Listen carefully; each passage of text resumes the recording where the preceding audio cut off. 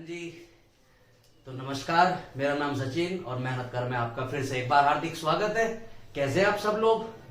कल होली हो गई है, सबने होली अच्छे से खेली होगी और आज हम अपनी पढ़ाई दोबारा से शुरू करते हैं। हम लेक्चर नंबर 34 आज करेंगे और मुगल साम्राज्य हमारा पूरा हो गया और आज से हमारा शुरू होता है मराठा साम्राज्य।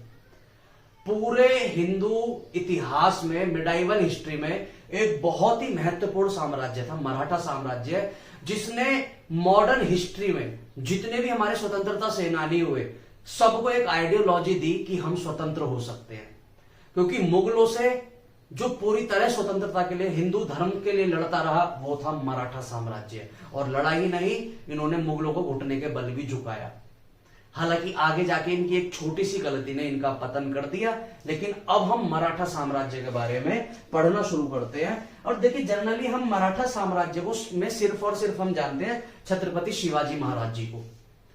लेकिन इससे पहले इनके पिताजी शाहजी भोसले की भी काफी बड़ी जिम्मेदारियां रही और उन्होंने एक पूरा नींव बना के दी थी छत्रपति शिवाजी को, जिसके कारण ये इतना कुछ कर पाए।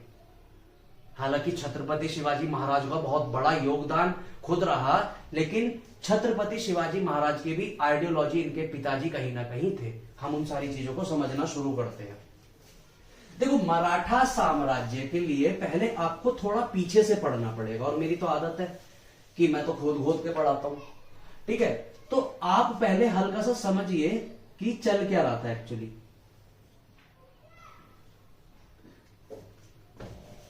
गर्दन गलत बन गई जी, कोई बात नहीं। ये देखो, अरे कोई नहीं, अभी आप पढ़ना शुरू करते। देखो, ये पूरा एरिया है मुगलों के पास। ठीक है, यहां पर उभर रहे हैं मराठा सरदार। ये नीचे वाले एरिया में है बीजापुर, ये बीजापुर अहमदनगर वाला एरिया जो है, और ये बीजापुर। देखो, यहां पर इस वाले एरिया में ये मराठा इतना अगर हम ले लें, इतना नहीं, तो इस वाले एरिया में आदिल शाह एक राजा है।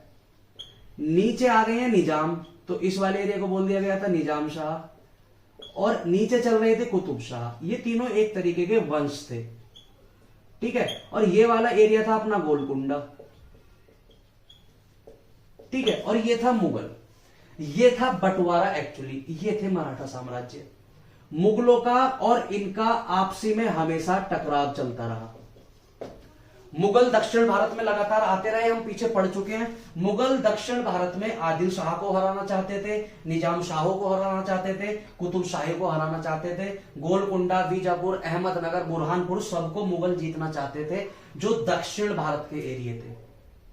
और दक्षिण भारत के एरिया में मुगलों को बिल्कुल भी लड़ने का एक्सपीरियंस नहीं था। और ये सारे के सारे वंश भी जानते थे, सारी रियासत भी जानती थी कि अगर मुगलों से लड़ने में कोई हमारी मदद कर सकते तो वो थे मराठा। और इधर मुगल जानते थे कि अगर दक्षिण भारत में हमारे नींव कोई मजबूत कर सकते हैं तो वो मराठा। तो इधर से मुगल चाहते थे कि मराठा हमारे साथ रहे, इधर से ये सारी रियासतें चाहती थी कि मराठा हमारे साथ रहे। तो मराठा लगातार कभी इधर जाते रहे, कभी इधर आते रहे। जहां पर मराठाओं को अपना फायदा लगता था, मराठा सिचुएशन के अकॉर्डिंग, पॉलिटिकल रीजंस के अकॉर्डिंग अपने आप को चेंज करते रहे। कभी मराठा इनकी तरफ, मुगलों की तरफ जाते रहे, तो कभी इन वंशों की तरफ आते रहे। दरअसल मराठाओं में एक थे मराठा सरदार, जिनका नाम था जाधव राव। क्या नाम था? जाधव राव। जाधव राव जहांगीर के दरबार में गए। कहां गए? जहांगीर के दरबार में। और जहांगीर के दरबार में जाके जहांगीर के साथ काम करने लगे जाधव राव। हम मराठा साम्राज्य को थोड़ा पीछे से पढ़ना शुरू कर रहे हैं। तो जाधव राव सबसे पहले जहांगीर के दरबार में गए और जहांगीर के दरबार में जाके जाधव राव जहांगीर के साथ गठबंधन बना के काम करने लगे। ये बात इन निजाम शाहों को पसंद नहीं आई कि जो मराठा का सरदार है जाधव राव, वो जाके मुगलों से जा मिला है, क्योंकि ये और ये आपस में पक्के दुश्मन थे। लेकिन जहांगीर और जाधव राव में कुछ समय बाद कुछ ऐसा घटित हुआ कि जाधव राव के बात दिल पे लगी और वो मुगल साम्राज्य को छोड़ के दोबारा से निजामों के पास आ गए। पहले वो यहां से कहां गए? मुगलों के पास, और फिर बाद में कहां गए? निजामों के पास, जाधव राव। जब जाधव राव मुगलों को छोड़ करके निजामों के पास आए, तो उस समय निजामों का जो राजा था, जो बादशाह बैठा था, उसको लगा कि हो सकता है जादव राव मुगलों का गुप्तचर बनके, जासूस बनके मेरे पास आया हो और मेरा भरोसा जीतकर हो सकता है कि मुझे मारने के लिए जादव राव को भेजा गया हो। कोई मुगल मेरे जादव राव के साथ मिलकर षड्यंत्र रच रहे हो मेरे खिलाफ। इसलिए इसने निजाम शाह ने जादव राव पर शक किया और शक ही नहीं किया, जादव राव को मार दिया। क्या कर दिया जी? मार दिया। इन्हीं जादव राव के दामाद थे, इन्हीं जादव राव के दामाद थे कौन? शाहजी भोसले। कौन थे? शाहजी भोसले। ठीक है। और इन्हीं जादव राव की बेटी थी जीजाबाई, शिवाजी की पत्नी रानी जीजाबाई। तो शाहजी भोसले से पहले जादव राव जो ससुर लगते थे शाहजी भोसले के, वो मुगल दरबार में नौकरी करते थे। और मुगल दरबार से जब वो खफा होकर के निजामों के पास आए, तो निजामों ने शाहजी भोसले के ससुर को मार दिया। अब जब शाहजी भोसले के ससुर को निजामों ने मार दिया, तो शाहजी भोसले और निजामों की आपस में क्या होगी जी? दुश्मनी, कि तुमने मेरे ससुरों को मारा। तो निजामों से बदला लेने के लिए शाहजी भोसले फिर दोबारा चले गए मुगलों के पास। पॉलिटिकल रीजंस ऐसे होते हैं, आज भी आप देखेंगे कि कौन सी पार्टी कब किसकी तरफ हो जाए कुछ नहीं पता, सिर्फ सत्ता हासिल करने के लिए, गद्दी हासिल करने के लिए। ये आज से नहीं, ये जिस दिन से राजा महाराजा गद्दी के लिए लड़ने शुरू हुए उस दिन से ये रहा है कि कब कौन किसकी तरफ आ जाए कुछ नहीं पता। तो पहले जादव राव गए जहांगीर के पास, जहांगीर से गठबंधन टूटा तो वो निजामों के पास आ गए। निजामों को शक हुआ कि हो सकता है ये मुगलों का जासूस बन के हमारे पास आया हो, तो उन्होंने जादव राव को मार दिया। जब जादव राव को मार दिया तो उन्हीं के दामाद थे शाहजी भोसले, वो निजामों से बदला लेने के लिए मुगलों के पास चले गए। और मुगलों पे जब वो बदला लेने गए, तो जिस समय शाहजी भोसले मुगलों से बदला लेने, इनसे संबंध करने गए, तो उस समय जहांगीर की जगह आ चुका था शाहजहां। कौन आ चुका था? शाहजहां। जब शाहजहां के दरबार में शाहजी भोसले गए, तो शाहजहां ने बहुत सम्मान किया शाहजी भोसले का। रीजन क्या था? क्योंकि ये मराठा सरदार बड़े ही, इनका सेम वही उसूल था कि प्राण जाए पर वचन ना जाए। मराठा सरदार अपने धर्म के लिए, अपने राजा के लिए, अपने अस्तित्व के लिए लड़ते थे, और एंड एक तो धोखा नहीं देते थे बिल्कुल भी, और एंड मोमेंट तक लड़ते थे बड़ी श्रद्धा से। तो मुगल जानते थे कि अगर मराठाओं का साथ हमसे जुड़ जाएगा तो भैया मजे आ जाएंगे इनको हराने में, क्योंकि मुगल बहुत ज्यादा परेशान थे दक्षिण भारत को लेकर के। और अगर मराठा जितनी महान शक्ति मुगलों के साथ मिल जाती है, तो ये दोनों आपस में गठबंधन मिलकर इनको हरा सकते थे। इसलिए शाहजहां ने दोनों हाथ खोल के शाहजी भोसले का स्वागत किया और इनको 5000 का मनसब दिया। 5000 का मनसब देने के बाद शाहजहां ने शाहजी भोसले को इनके खिलाफ लड़ने पर मुहिम सौंप दी कि आप जाओ और लड़ो। लेकिन इसी बीच शाहजहां एक गलती कर देता है। क्या गलती कर देता है? देखो, शाहजहां, ये बात है कि जब शाहजी भोसले शाहजहां के दरबार में गए हैं, ये बात है 1629 की। लेकिन 1632 में शाहजहां एक गलती कर देता है।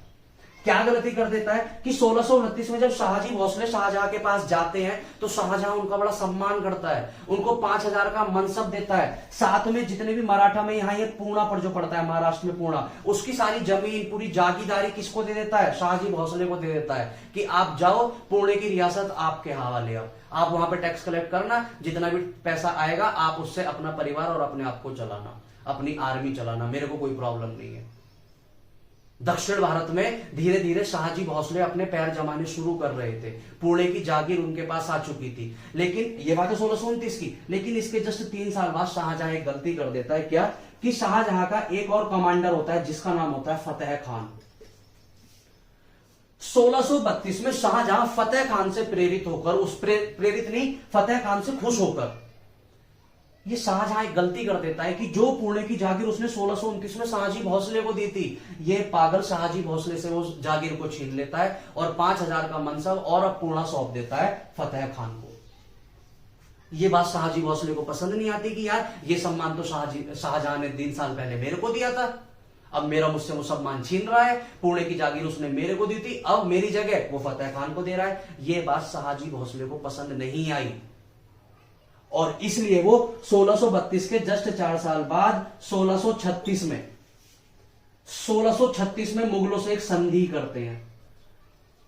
और संधि के तहत जितनी भी जागीरदारी, जितने भी एरिया शाहजहां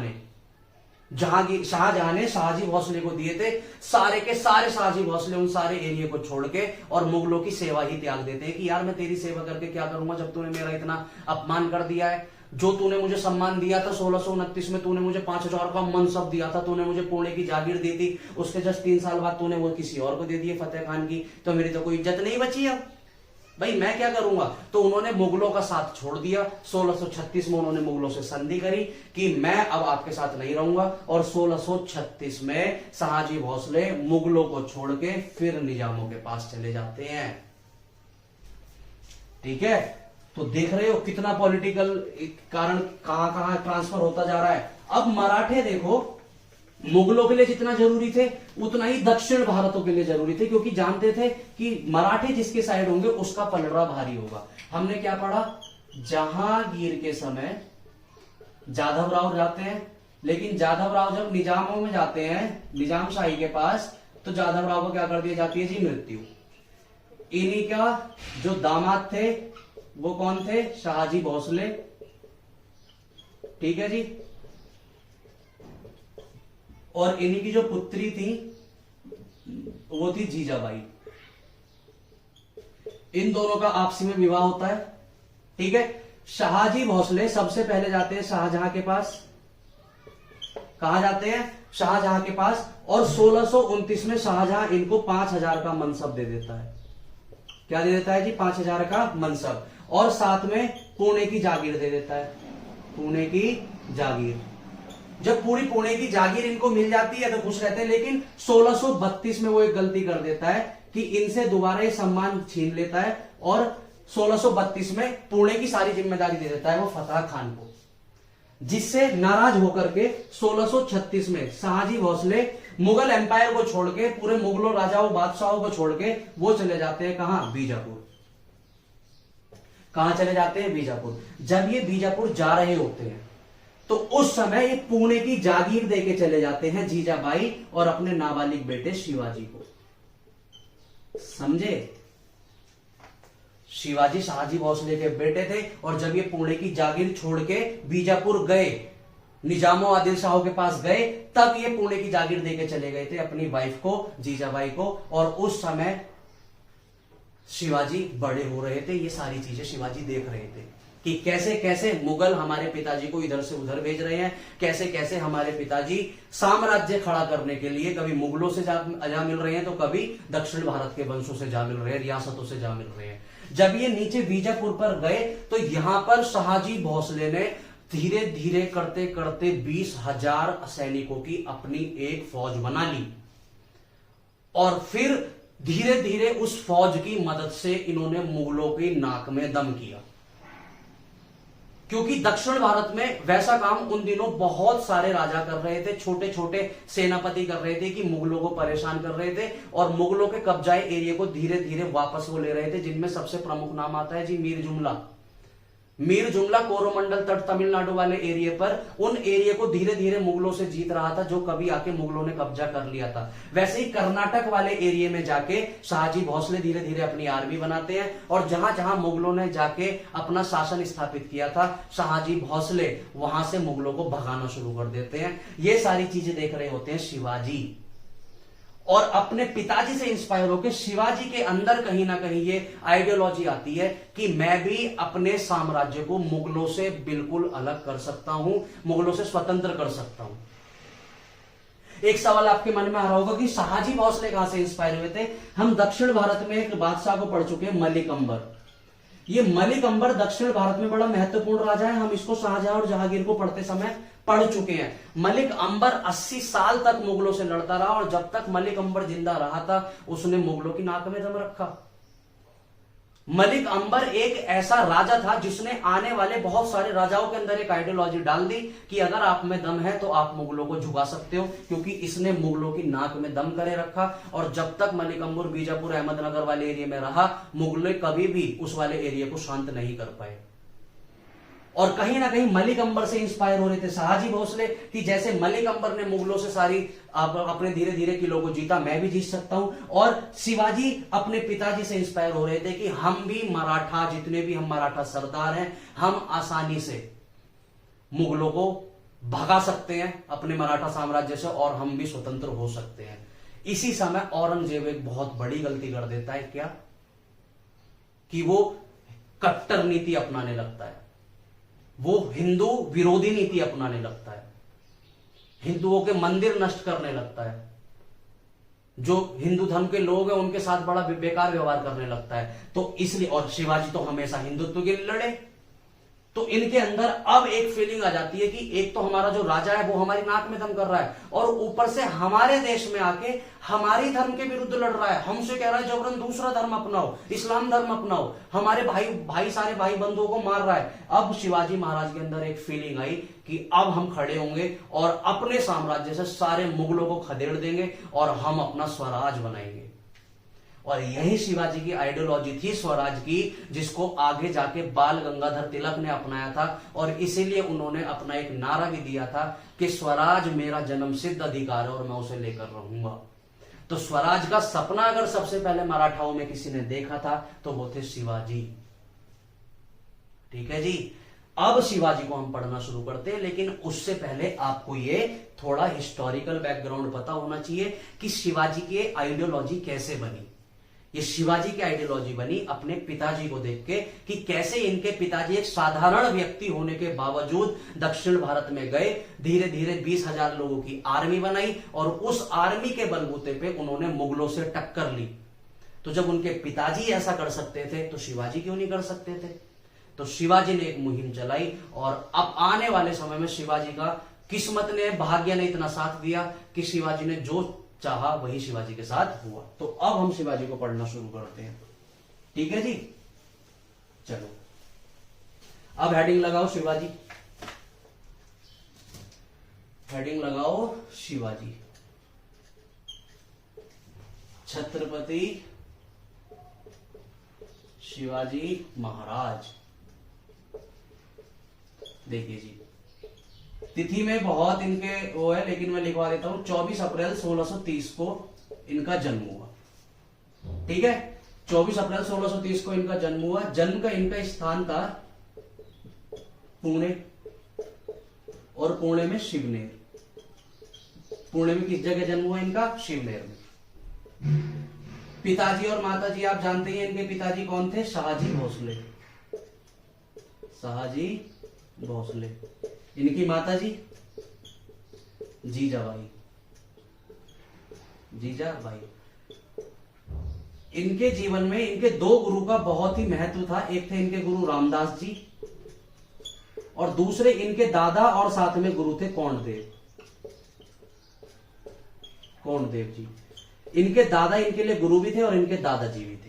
ये कुछ महत्वपूर्ण बातें इनके बारे में, शिवाजी के बारे में, कि भैया इनका जन्म हुआ 24 अप्रैल 1630 में महाराष्ट्र के आज में पुणे जो पड़ता है शिवनेर में इनका जन्म हुआ। पिताजी थे इनके शहाजी भोसले, माता थी इनकी जीजाबाई और गुरु इनके रामदास जी थे। रामदास जी थे इनके धार्मिक गुरु, जो इनको धर्म के बारे में सिखाया करते थे, क्योंकि इनकी जो माता थी जीजाबाई वो भी बड़ी धार्मिक थी। और ये थे इनके राजनीतिक गुरु। राजनीतिक गुरु। देखिए, बचपन से ही शिवाजी के सर से उनके बाप का साया उठ गया था, क्योंकि शिवाजी के पिताजी शहाजी भोसले इतनी अच्छी तरीके से परवरिश शिवाजी की नहीं कर पाए थे, क्योंकि वो इधर उधर भटकते रहे। तो शिवाजी का पूरी तरीके से अगर किसी ने पालन पोषण किया तो वो थी जीजाबाई और दूसरे उनके दादा और उनके गुरु कोंडदेव। कोंडदेव ने ही शिवाजी को पूरी राजनीति सिखाई थी कि आप राजनीति कैसे कर सकते हैं, अच्छी राजनीति। तो उनके जो राजनीतिक गुरु थे वो कौन थे शिवाजी के? उनके दादाजी कोंडदेव। अब देखो, 16-17 साल तक की उम्र तक शिवाजी शांत रहे, लेकिन जैसे ही शिवाजी 17-18 साल के हुए, शिवाजी ने वहां से भैया धूम मचानी शुरू कर दी। देखो, उन्होंने सबसे पहले क्या किया, 1647 से 1648 में राजगढ़ का किला, ये राजगढ़ का किला बड़ा महत्वपूर्ण है, राजगढ़ का किला, ठीक है, कोंडाना का किला, कोंडाना का किला, ये किले कुछ महत्वपूर्ण बहुत किले हैं, और एक तोरण का किला। मात्र 17 से 18 साल की उम्र में दक्षिण भारत के इन महत्वपूर्ण किलों को शिवाजी ने जीत लिया और किलों को जीतने के बाद इन्होंने इस पे अपना कब्जा जमा लिया। लेकिन अभी शिवाजी को सब बहुत साधारण व्यक्ति समझ रहे थे कि ठीक है 3 किले ही तो जीते हैं, कोई प्रॉब्लम नहीं, कोई भी जीत सकता है। लेकिन शिवाजी ने सबसे बड़ा दांव चला 1656 में। कब चला जी? 1656 में। मराठा के एरिया में जितने भी बाकी के मराठा सरदार थे, उन सारे मराठा सरदारों से जाके शिवाजी ने लड़ाई लड़ी और 1656 में एक मराठा सरदार, एक मराठा वंश हुआ करता था जिसका नाम था जी जावली। जावली साम्राज्य जो मराठा का था, शिवाजी महाराज जाते हैं और पूरे जावली वाले एरिया पर अपना कंट्रोल कर लेते हैं और जावली से उनको बहुत धन संपत्ति मिलती है और इस धन संपत्ति का इस्तेमाल करके शिवाजी एक आर्मी खड़ी करते हैं। तो यहां से शिवाजी के जो जीवन है वो बदलना शुरू होता है। कहां से? 1656 की जावली जीतने से, क्योंकि यहां से वो इतनी धन संपत्ति लूट के लेके आ जाते हैं कि पूछो मत। अब जब वो 1656 में अब शिवाजी पे इनफ पैसा हो जाता है, तब वो अपने इधर उधर हाथ पैर मारना शुरू करते हैं और आसपास के जो मराठाओं के एरिए हैं, जो बड़े बड़े किले हैं, बड़े बड़े एरिए, पश्चिमी घाट हैं, वहां पर जाके अपना विस्तार करना शुरू कर देते हैं। ये बात पसंद नहीं आती, ये बात पसंद नहीं आती शिवाजी के आसपास वाले एरिया को। मैंने तुम्हें मैप से समझाया, ये मराठा साम्राज्य भाई, इधर बीजापुर है, ये अहमदनगर बीजापुर है और इधर ये कुतुबशाही चल रही है, इधर आदिल शाही चल रही है, इधर निजाम शाही चल रही है, इधर कुतुबशाही चल रही है, इधर गोलकुंडा है। ये क्यों बर्दाश्त करेंगे कि भाई इनके एरिया पर आकर शिवाजी कंट्रोल कर रहे हैं? ये जाते थे शिवाजी और कहीं भी जाके लूटपाट करके वापस आ जाया करते थे। शिवाजी ने फुल छल कपट का साथ लिया, पूरा जितना ले सकते थे। अब जब 1659 में वो इधर निजाम और आदिल शाहों की जगहों को लूटने लगे, अहमदनगर बीजापुर वाले एरिया को लूटने लगे, तो ये बात निजामों को पसंद नहीं आई और निजामों का उन दिनों सबसे बहादुर सेनापति था जिसका नाम था अफजल खान। क्या नाम था जी? अफजल खान।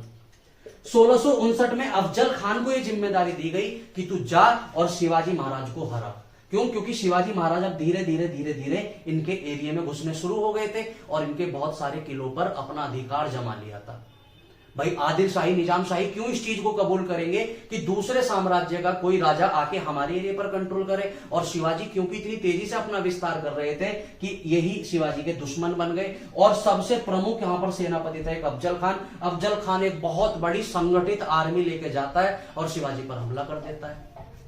शिवाजी पूरे तैयार रहते हैं अफजल खान से लड़ने के लिए, लेकिन समस्या क्या है? शिवाजी तो होते हैं छोटी हाइट के, शिवाजी की एक्चुअली आप हाइट देखेंगे तो छोटी है। अफजल खान होता है 7 फुट का, हट्टा खट्टा। शिवाजी उनके यहां आते हैं, छाती से नीचे नीचे रह जाते हैं। अब आप लड़ाई कितनी बड़ी क्यों न लड़ रहे हो, अगर आपकी हाइट ज्यादा है तो आपको फायदा मिल जाता है। लड़ाई में हाइट का फायदा होता है। और अफजल खान का दक्षिण भारत में बहुत बड़ा नाम था उन दिनों। अफजल खान अपनी आर्मी लेकर जब शिवाजी की तरफ बढ़ता है तो शिवाजी के थोड़े हौसले पस्त नजर आते हैं। लेकिन अफजल खान यहां पर दोबारा एक चाल चलता है और वो शिवाजी से बोलता है, शिवाजी मैं तेरे से लड़ूंगा नहीं, मैं तेरे से समझौता करूंगा। और ये मैसेज पहुंचाने के लिए अफजल खान अपना एक जासूस को भेज देता है शिवाजी के पास कि भाई तू शिवाजी से पास जा और जाके उससे बोल कि मैं शिवाजी से लड़ना नहीं चाहता, मैं शिवाजी से समझौता करना चाहता हूं। ये मात्र एक छलावा टाइप था। यहां पर ये जो अफजल खान था ये चालाकी चल रहा था। ये इसका क्या प्लान था कि मैं चुपचाप से शिवाजी को समझौते के लिए बुलाऊंगा, तो वो सोचेगा कि अफजल खान मुझसे समझौता कर रहा है, तो समझौता करने के लिए वो आएगा और जब वो मुझसे समझौता करने के लिए आएगा तो मैं उसको पीछे से मार दूंगा। जैसे ये बात शिवाजी को पता चलती है कि यार अफजल खान मुझसे समझौता करने के लिए कह रहा है, वो समझ जाते हैं भाई दाल में कुछ काला है, क्योंकि अफजल खान इतना सीधा तो नहीं है कि मुझसे इतने प्यार से वो समझौता करेगा। वो उन जासूस से पूछता है कि यार सच बात बताओ, सच बात क्या है? तो जासूस बोलता है मैं क्यों बताऊं, मुझे तो पैसे दिए अफजल खान ने, मैं तो नहीं बताऊंगा। तो शिवाजी बोलते हैं अरे अफजल खान ने तेरे को कितने पैसे दिए ये बता। कि भाई मेरे को तो 50,000 दिए। शिवाजी बोलते हैं उस जासूस से कि मैं तेरे को 1 लाख रुपए दूंगा, लेकिन तू मेरे को ये बता कि अंदर की बात क्या है, अफजल खान मुझसे क्यों समझौता करना चाह रहा है? तो जब उसको दिखता है कि शिवाजी महाराज मेरे को 1 लाख देंगे, तो 50,000 मैंने इससे लूट लिए, 1 लाख मैं वहां से लूटूंगा, तब वो शिवाजी को बताता है कि अफजल खान आपको संधि के लिए इसलिए बुला रहा है कि जब आप संधि करने के लिए जाएंगे तो आपको बोलेगा कि ओ शिवाजी महाराज वेलकम वेलकम, और वो आपसे गले मिलने के लिए आएगा। जैसे ही आप उससे गले मिलेंगे, वो अपनी जेब में से खंजर निकालेगा और आपकी पीठ पर वार कर देगा और आपको मार देगा। शिवाजी बोलते हैं बस हो गया काम, अब तुम जाओ और जाके अफजल खान को बोलो कि शिवाजी समझौता करने के लिए तैयार है और वो अकेले आपसे मिलने आएगा। अब अफजल खान को जाके वो जासूस बता देता है कि हाँ मैंने बता दिया है कि ऐसे ऐसे अफजल खान आपसे संधि करना चाहता है और शिवाजी महाराज फलाना तारीख को आपसे संधि करने आएंगे। अब अफजल खान खुश है कि हाँ शिवाजी आएगा और मैं उसके खंजर मार के उसकी मृत्यु कर दूंगा, लेकिन उसको क्या पता कि शिवाजी उससे 4 कदम आगे चलते थे। समझौता करने जब शिवाजी आते हैं तो वो अपने हाथ में एक हथियार पहन के आते हैं जिस समय उसको बोला जाता था बगनक, बाघ के नखून का बना हुआ हथियार, जिसको हम अंदर की साइड ऐसे पहनते हैं। जैसे पंच होता है, पंच बाहर की साइड रहता है, बगनक अंदर की साइड रहता है। जैसे अंगूठी पहनते हैं उसको वैसे पहन लो, और उसमें सारे जो उसके जैसे पक्षियों के नखून होते हैं ना ऐसे मुड़े हुए हुक टाइप अंदर की साइड स्क्रॉल हुए, वैसे वो बगनक होता है, लोहे का बना होता है और उसमें हथियार होता है एक तरीके का, और उसमें अंदर की साइड ऐसे पंच बने होते हैं। आप उसको पैर के ऐसे मुट्ठी में बंद कर लो, किसी को पता ही नहीं चलेगा। अब दोनों हाथों में उसे पैर के शिवाजी मिलने गए।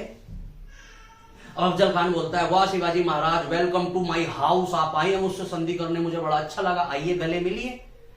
शिवाजी बोलते हैं गले मिल रहा है, मेरे को पहले से ही पता है, तो गले मिलने के बहाने मेरे क्या मारेगा, खंजर। अब जैसे ही शिवाजी उससे गले मिलने जाते हैं, इतने ये अफजल खान अपना खंजर निकाल रहा होता है, शिवाजी अपनी दोनों के दोनों बगनक खोलते हैं और ये अफजल खान की आंतों में देके अफजल खान की सारी आंतें बाहर खींच लेते हैं। पूरे दक्षिण भारत में हल्ला मच जाता है कि एक छाती तक आ रहा था शिवाजी महाराज अफजल खान के, और आंतें बाहर खींच के ले गया। और उन दिनों दक्षिण भारत में बहुत बड़ा नाम था अफजल खान। अफजल खान से कोई लड़ने से डरता था, और शिवाजी महाराज अफजल खान की आंत खींच के ले गए और वहीं पे तड़प तड़प के अफजल खान की मृत्यु हो गई। जब अफजल खान की मृत्यु हुई तब देखा गया कि भाई ये मृत्यु किसने करी है, कि भाई एक है मराठा सरदार शिवाजी। तब जाके शिवाजी की थोड़ी प्रसिद्धि हुई, तब लोगों को लगा कि भाई ये कोई नॉर्मल मराठा नहीं है, ये सच में कोई बहादुर मराठा है। ये सारी चीजें ऊपर देख रहा था औरंगजेब, और औरंगजेब नहीं चाहता था कि दक्षिण भारत में कोई ना कोई ऐसी शक्ति दोबारा पनपे जो मेरा जीना हराम करे, क्योंकि दक्षिण भारत में शुरू से ही मुगलों ने, दक्षिण भारत और मुगलों में शुरू से ही टक्कर रही, और अगर औरंगजेब शिवाजी के साथ कुछ नहीं करता तो शिवाजी इतनी तेज गति से आगे बढ़ रहे थे कि वो बहुत जल्दी मुगलों में जाके डंडा कर देते। इसलिए 1662 में, कब जी, 1662 में औरंगजेब अपने मामा शाइस्ता खान को भेजता है। किसको भेजता है जी, शाइस्ता खान को। ये औरंगजेब के मामा थे, और शाइस्ता खान को ये जिम्मेदारी दी जाती है कि तू जा और दक्षिण भारत में जा, पुणे का जो एरिया है वहां पर शिवाजी महाराज कोई बैठा है, जाके उस एरिया को घेर और शिवाजी महाराज को चाहे जिंदा पकड़ के ला चाहे मरा हुआ पकड़ के ला, लेकिन पकड़ के लेके आ, क्योंकि उसने दक्षिण भारत में बहुत हल्ला मचा रखा है। शाइस्ता खान ने फिर यहां गलती करी, उसने छत्रपति शिवाजी महाराज को बहुत कम आंका, और ये जाता है और शुरुआत में शाइस्ता खान जाता है और पुणे के किले को घेर लेता है। पुणे के किले को जब घेर लेता है तो यह किला ऐसा होता है जहां पर शिवाजी का बचपना बीता है।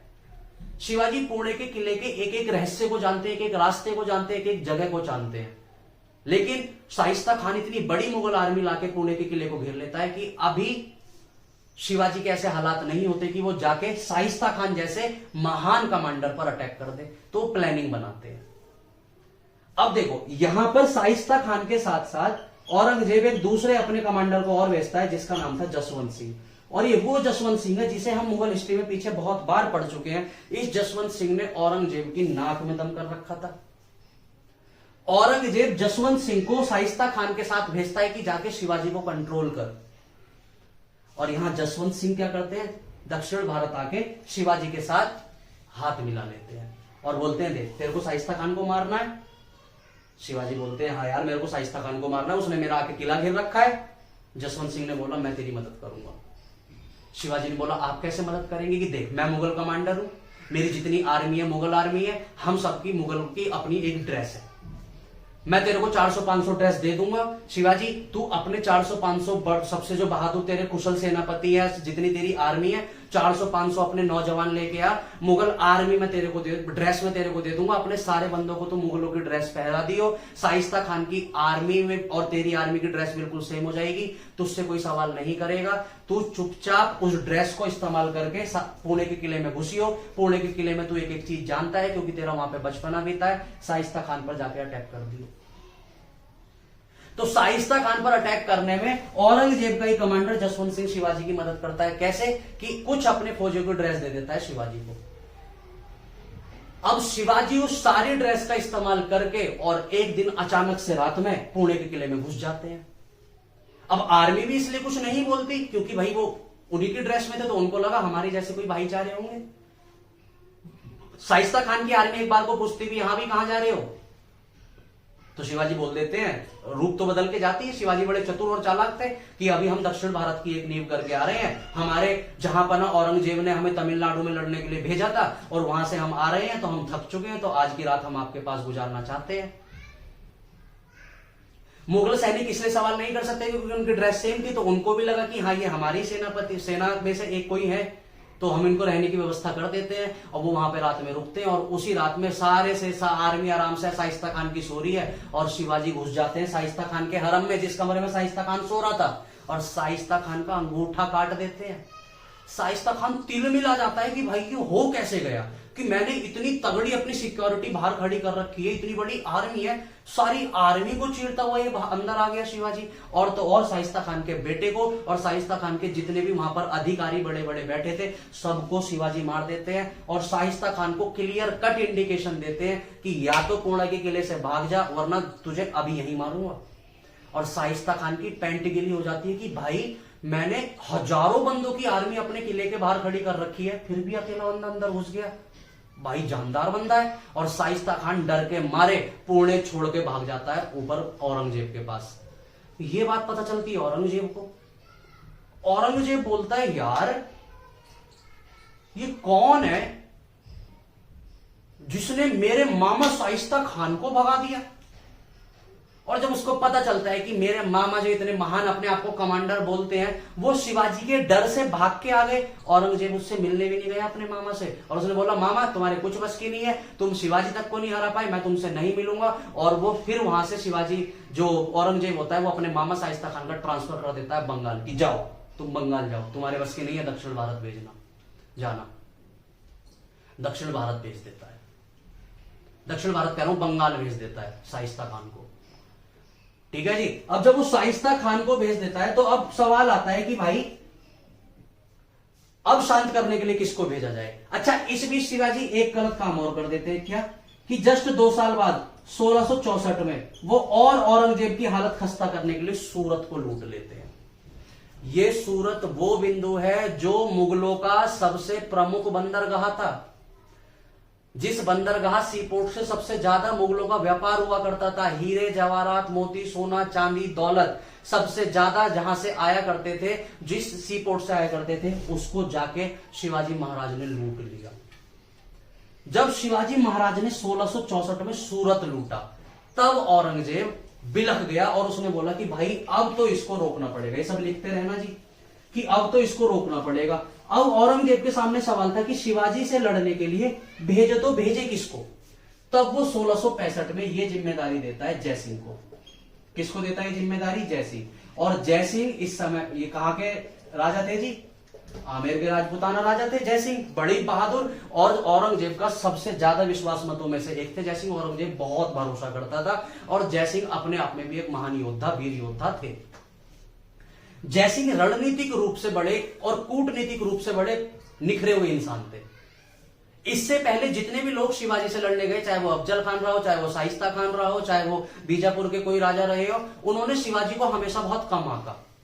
अपने दुश्मनों को लड़ने के लिए उन्होंने प्रॉपर प्लानिंग नहीं बनाई। लेकिन जयसिंह एक मंजे हुए खिलाड़ी थे।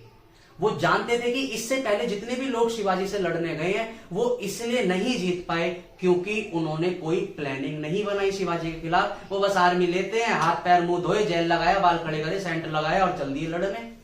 भाई ऐसे नहीं लड़ा जाता। अगर आपको अपने दुश्मन को डिफीट करना है तो आपकी एक प्रॉपर प्लानिंग होनी चाहिए और उस प्लानिंग के साथ साथ एग्जीक्यूशन होना चाहिए। जयसिंह एक पूरी प्लानिंग बनाते हैं और इन दिनों दक्षिण भारत में सबसे बड़ी जो शक्ति होती है वो मराठा होते हैं। शिवाजी पे वो कहीं ना कहीं वो मराठा वाली जो फीलिंग होती है वो झिल नहीं देती और वो अपने आसपास जितने भी उनके पड़ोसी होते हैं वो जाके उनसे भी लूटपाट करते हैं, इधर निजाम शाहों से और बाकी के राजाओं से लूटपाट करते हैं। तो दक्षिण भारत के बाकी जितने भी लोग होते हैं वो शिवाजी से कहीं ना कहीं खार खाने लगते हैं। जयसिंह जानता था कि जितने भी दक्षिण भारत में शिवाजी के दुश्मन है, सारे दुश्मनों को अगर मैं अपनी तरफ कर लूं और फिर उन सारे सब लोगों के साथ मिलके अगर मैं जाके शिवाजी पर अटैक करूं तो शिवाजी को झुकाया जा सकता है। लेकिन यहां पे सवाल आता है कि जो शिवाजी के दुश्मन है वो इसका साथ क्यों देंगे। तो जयसिंह ने यहां पर पासा फेंका कि देखो आपके सारे एरिया को बार बार शिवाजी आके लूट रहा है, मैं आपको गारंटी देता हूं कि अगर आप युद्ध में मेरा साथ देंगे और अगर हम शिवाजी को हरा देते हैं तो शिवाजी द्वारा लूटे गए आपके सारे किले को हम आप वापस लौटा देंगे। तो बाकी सारे राजा महाराजा दोबारा जयसिंह के साथ आ गए कि जो हमारी संपत्ति शिवाजी ने लूटी है वो हमें वापस मिल जाएगी। और 1665 में एक किला होता है पुरंदर का किला। ये दक्षिण भारत का बड़ा महत्वपूर्ण किला है। ये पुरंदर का किला ऐसा किला है जहां पर इससे पहले शिवाजी महाराज ने जितनी भी धन संपत्ति जहां से लूटे थे, खजाने, सोना चांदी जो भी वो लूटा करते थे वो पुरंदर के किले के अंदर रखते थे। और शिवाजी जब भी कहीं लड़ने जाया करते थे तो जितने भी उनके परिवार के लोग थे सारे परिवार के लोगों को पुरंदर के किले के अंदर ही छोड़ के जाया करते थे।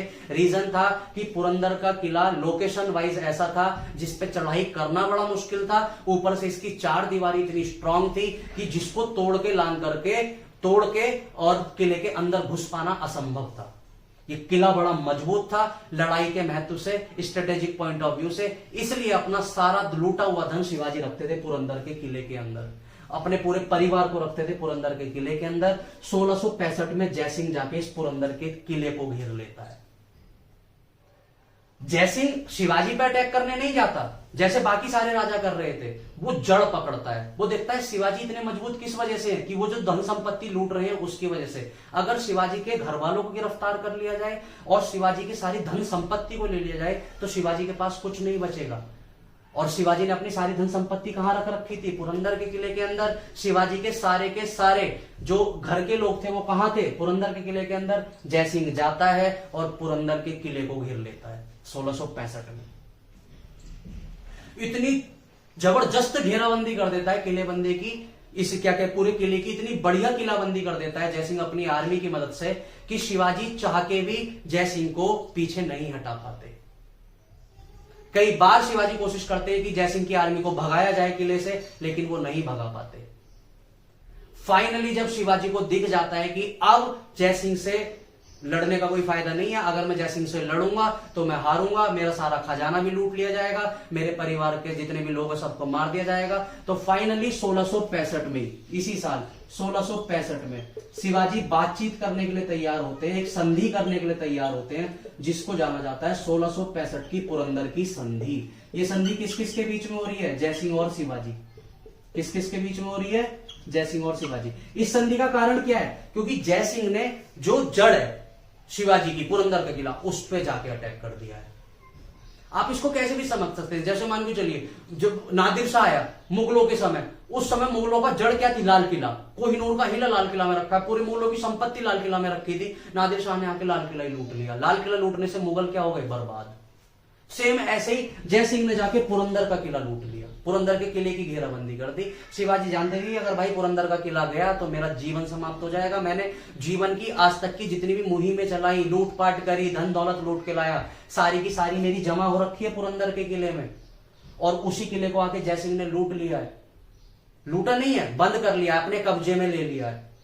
तो फाइनली जब शिवाजी को सारे रास्ते बंद नजर आते हैं तो वो जयसिंह से बातचीत करने के लिए तैयार होते हैं, एक समझौता करते हैं, जिस समझौते को हम बोलते हैं 1665 की पुरंदर की संधि। हर कंपटीशन एग्जाम्स का फेवरेट क्वेश्चन है कि पुरंदर की संधि किस सन हुई थी? 1665 में। किस किस के बीच में हुई थी? जयसिंह और शिवाजी के बीच में। मेंस में अगर लिखने के लिए आएगा तो कई बार पुरंदर की संधि के आपसे कारण पूछ लिए जाते हैं। कारण में लिख देना कि पुरंदर की संधि का महत्वपूर्ण कारण एक ये, मतलब जरूरी कारण एक ये भी था कि शिवाजी की सारे जीवन की कमाई गई लूट धन दौलत कहां पर जमा थी? पुरंदर के किले में। साथ में उनके सारे घर के लोग कहां पर थे? पुरंदर के किले में। तो उनको बचाने के लिए शिवाजी के पास और कोई मौका नहीं था। लेकिन इस समझौते में देखो हुआ क्या। 2-3 बातें इस समझौते में हमें याद रखनी है कि इस समझौते में जयसिंह और शिवाजी के बीच में क्या क्या बातचीत हुई। सबसे पहली बातचीत हुई क्या कि 35 किले जीत रखे थे इससे पहले शिवाजी ने। कितने किले जीत लिए थे? 35 किले। 35 किले में से 23 किले मुगलों को देने पड़े। शिवाजी ने कितने किलों पर राज कर रखा था? 35 किलों पर। उन 35 में से 23 किले ले लिए मुगलों ने और मजबूरन शिवाजी को देने पड़े क्योंकि संधि हुई है और समझौते में शिवाजी हार रहे हैं। तो जो बात जयसिंह बोलेगा शिवाजी को माननी पड़ेगी। तो शिवाजी ने बोला ठीक है, आप 23 किले मुझसे ले जाओ, मेरे को कोई प्रॉब्लम नहीं है। क्योंकि शिवाजी यहां क्लियर कट जानते थे कि मैंने 35 किले जीते हैं, दोबारा जीत लूंगा अगर हाथ से निकल गए हैं तो। लेकिन अगर मैं अभी जीत पे अड़ूंगा तो अभी पलड़ा सामने वाले का भारी है, वो मेरे को मार सकता है। इसलिए उन्होंने चुपचाप 23 किलो को मुगलों को दे दिया। आपको जान करके हैरानी होगी, ये बात 1665 की है। एक किले की आमदनी थी एक साल की 5 लाख ऊंट। कितनी थी? 5 लाख ऊंट।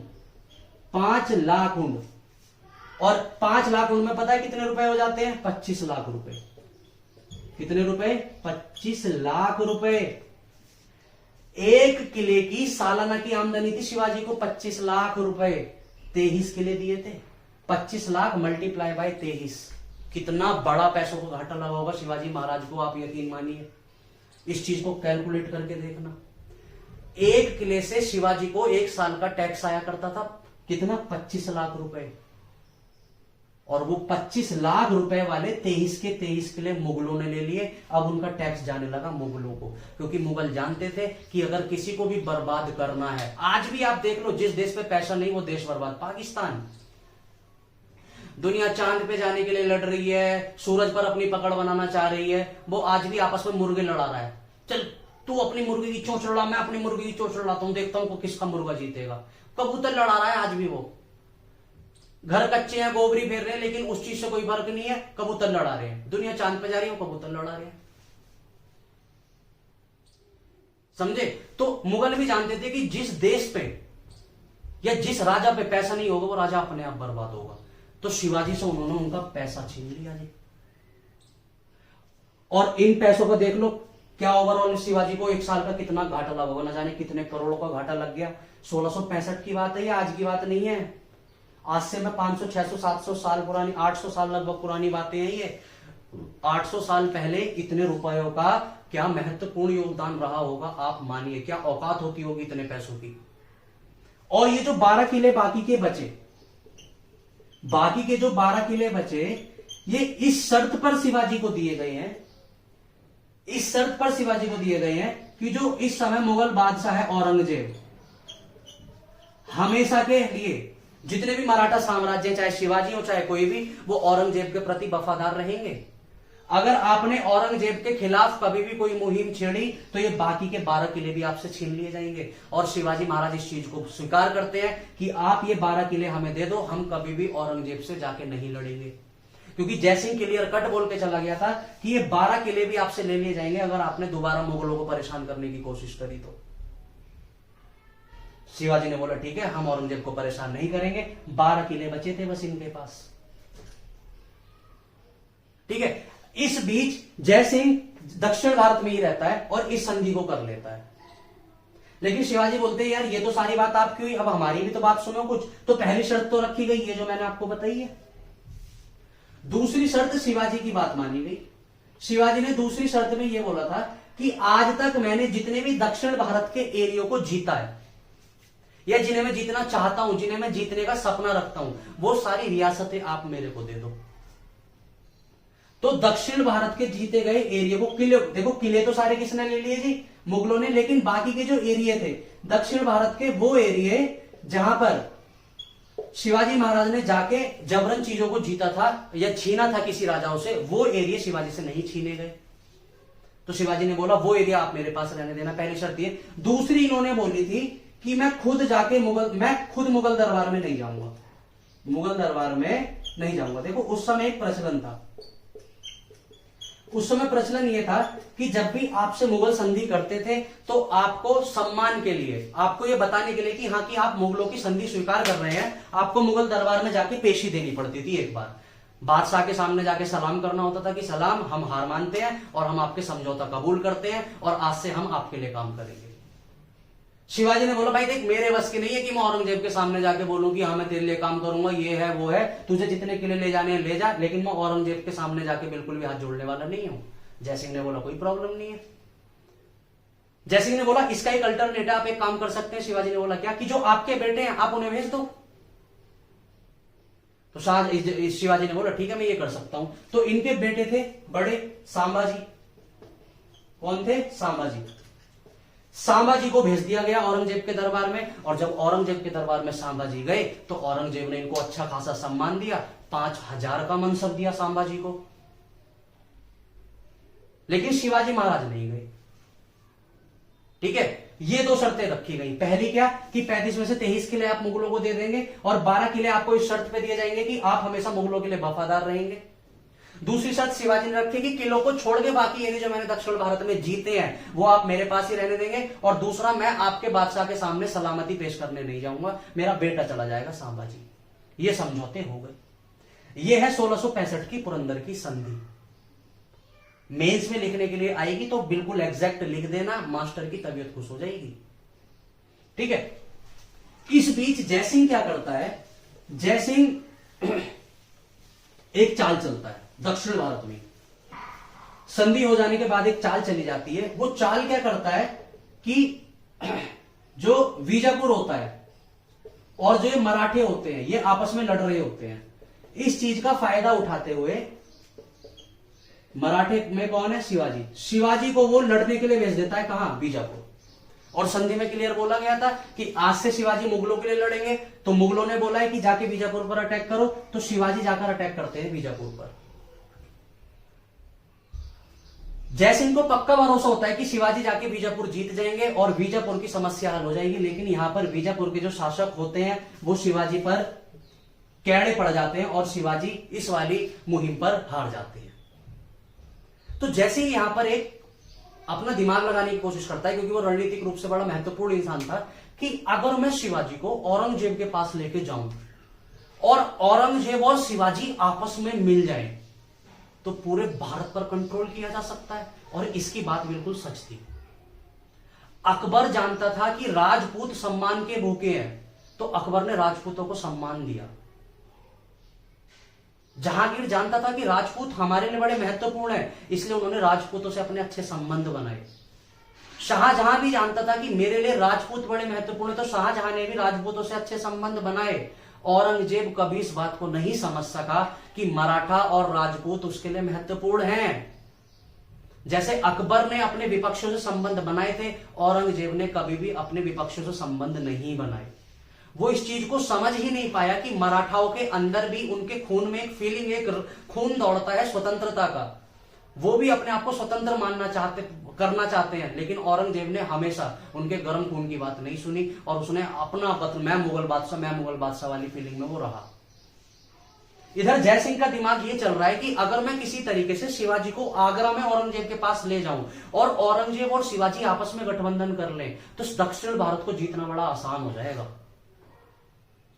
1665 में इसी विचारधारा को फॉलो करते हुए जयसिंह शिवाजी के पास जाता है और शिवाजी से बोलता है कि आप मेरे साथ आगरा के किले में चलिए, औरंगजेब के साथ मिलकर हम कुछ प्लानिंग बनाते हैं और प्लानिंग बनाने के बाद आके औरंगजेब की कुछ आर्मी हमें और मिल जाएगी और मुगलों की इस बार आर्मी मिल जाएगी, तो कुछ आपकी आर्मी है, कुछ औरंगजेब हमें और दे देगा और बड़ी आर्मी के साथ अगर हम दक्षिण भारत पर अटैक करेंगे तो हम जीत सकते हैं।